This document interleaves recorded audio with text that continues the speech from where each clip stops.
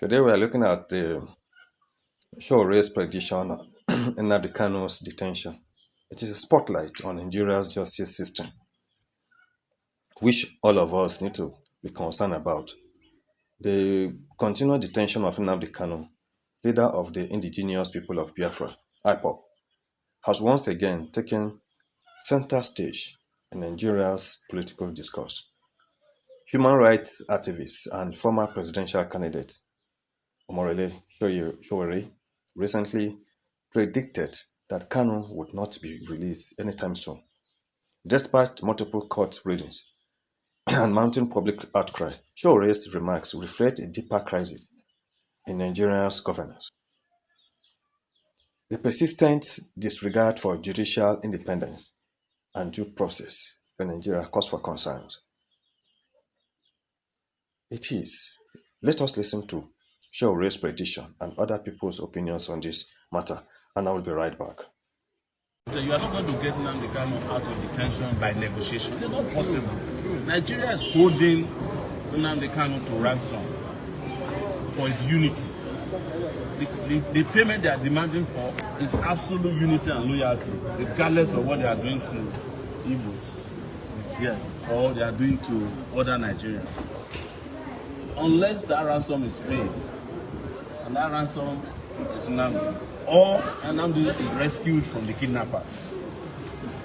Look, all these razzmatazz we are seeing in Nigeria in the court, Nnamdi Kanu's trial has nothing to do with judges. If the Supreme Court justices decide that Nnamdi Kanu should be freed, he will not be freed. Yes. The DSS will not leave him. Because that has happened several times.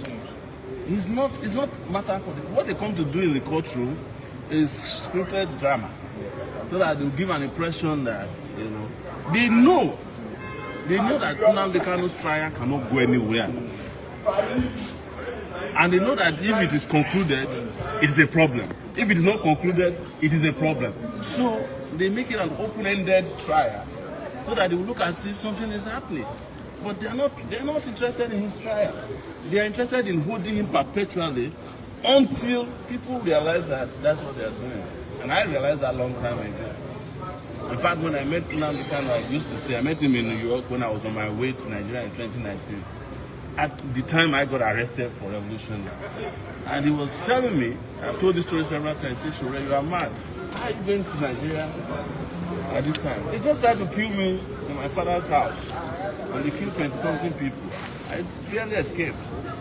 I said to him, and he came to pass, if they need you and they want you, wherever you are hiding, come and get you.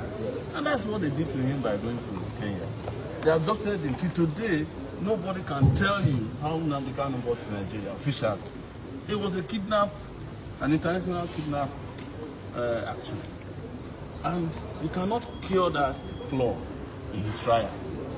You can't go and kidnap somebody and bring him to court and bring him to trial. But they know what they are doing. So I hope that those who are his supporters and Nigerians who believe in justice will understand that is what he's about. He is a prisoner, not we shall say prisoner of conscience, of course he is. But he's a prisoner to the Nigerian project.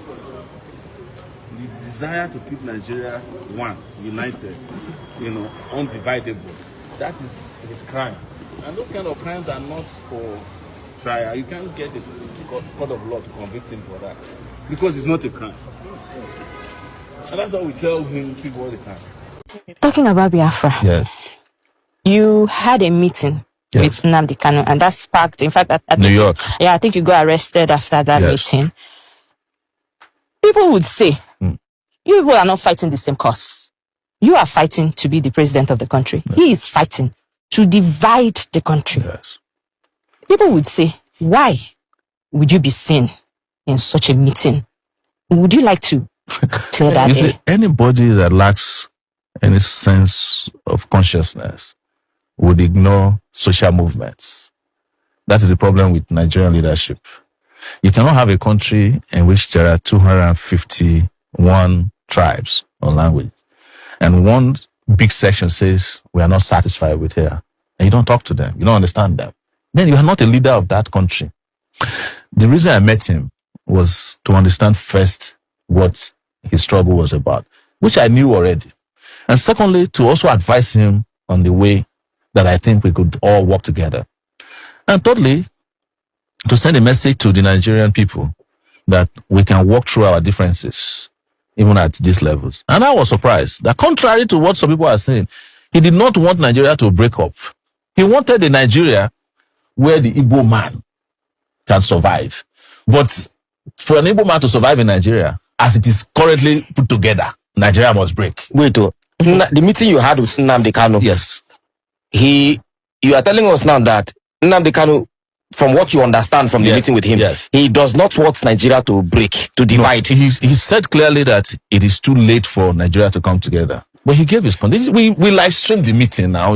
It's online. Okay. And part of it was live streamed. Some of them were private. But he said that he feels that if Nigeria were to respect certain protocols, including a referendum inserted in the constitution, and he still says it even now in court, that if he's released, he will go back and end the bloodshedding. The bloodshedding is in that part, and that a conversation can. He says that in every court appearance, that he's being held is not helping the opportunity to have a conversation about whatever it is, the unity you are begging for.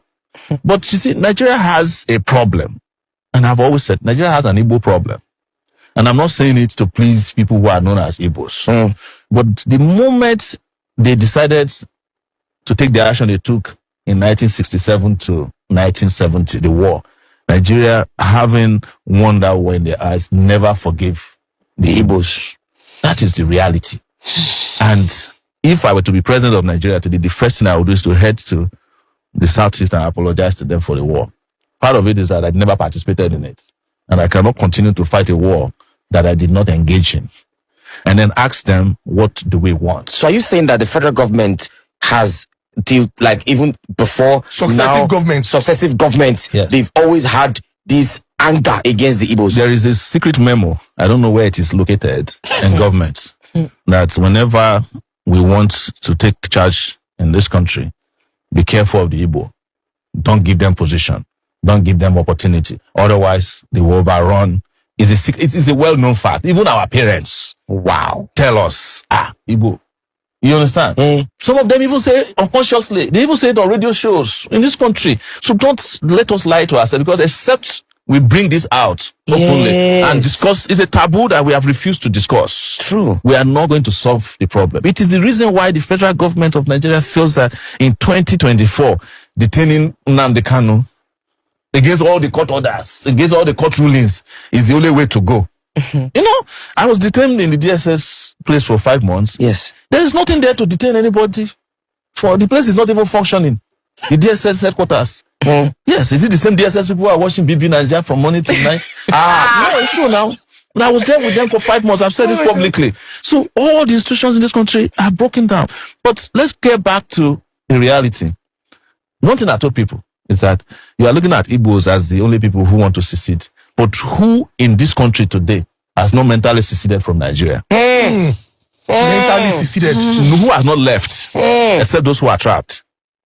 If anybody in this country is working in a bank and he has 10 million naira and somebody say you can get into Canada, he will leave the next day. I swear. Is that not secession? Is it what of secession is that you leave a country, you say to that country goodbye, and not do it. You get to the other country, you bow down, you touch the soil. And then you renounce your citizenship of the country you are coming from. Is that not what they call secession? So if you want to look at the number of people that have seceded in that Japa syndrome, there are more than all the Igbos combined together who are asking to leave. And in the process of keeping Nigeria united, we have let go of more citizens than the country should have. Yes. So you think if they had, because I mean, from the last thing you said now, you say in the process of trying to keep Nigeria united, yes, we have let go of more citizens than we should have. Of course. So if we had allowed for the division or secession of Nigeria, most of our citizens that are outside would not have been outside. No, you see, it is not the secession I'm talking about. Okay, what are you talking about? It is what led to the war that we did not address. Okay. And what happened after the war. Why is it that Nigeria hasn't been able to overcome the Biafran problem? It's because Nigeria never addressed what the Biafrans were asking for before the war. What were they asking? They were asking for to be treated not as second-class citizens in this country. Don't you know what happened, the Cup pogrom in this country, where people were slaughtered and their bodies and their heads placed inside the train going down south?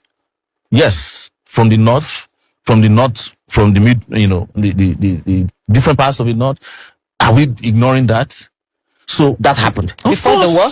Before the war, that's what they call pogrom. People who were settled, doing well, they were slaughtering them and sending their bodies and their heads inside calabash and sending on trains that was heading east. Were they Easterners? They were Easterners. We are reminded for years, Kanu has remained in detention under charges ranging from treasonable felony to terrorism. Yet his trial has dragged on without a clear conclusion. In a country where the Constitution upholds the principle of innocence until proven, at least that is what we have been told, the prolonged incarceration raises pressing questions. One, why is the government unwilling to conclude his case? Second, and why has it taken or choosing to ignore binding court orders for its release? I think these questions are so pertinent. Sowore's prediction is not merely pessimism, but an indictment of a government that too often weaponizes the judiciary by refusing to obey its own court. The state projects an image of selective justice, harsh and unrelenting toward dissenters, but permissive toward allies. This contradiction undermines the very credibility of the justice system and signals a dangerous trend where political convenience outweighs constitutional obligation. And I think all of us need to be worried about that. As far as the interest of our country is concerned, the implications extend beyond Kanu's personal liberty. The message to Nigerians is stark. Court judgments mean nothing when they run counter to the state's interest. This erodes public trust, fuels agitation among marginalized groups, and widens the gulf between the government and its citizens. Sowore's assertion, then, is not simply about Kanu's fate, but about the government's posture toward dissent and fairness. Nigeria cannot build a stable democracy while detaining individuals indefinitely without concluding their trials. If the government believes Kanu has indeed broken the law, then a fair and speedy trial should be the pathway to justice. Anything short of this deepens suspicion of political persecution and sets a troubling precedent, which is not good for our thriving democracy. As Sowore rightly hinted, Kanu's freedom may not come soon under the current administration's style of governance. Although it was not only during this administration that he was arrested, but the greater concern is what this means for Nigeria's democracy. When courts speak, the government refuses to listen. The nation edges closer to lawlessness, dries in the gap of legality. Thank you for watching. Please subscribe to my channel and follow for more. Drop your comments in the, below. Thank you so much.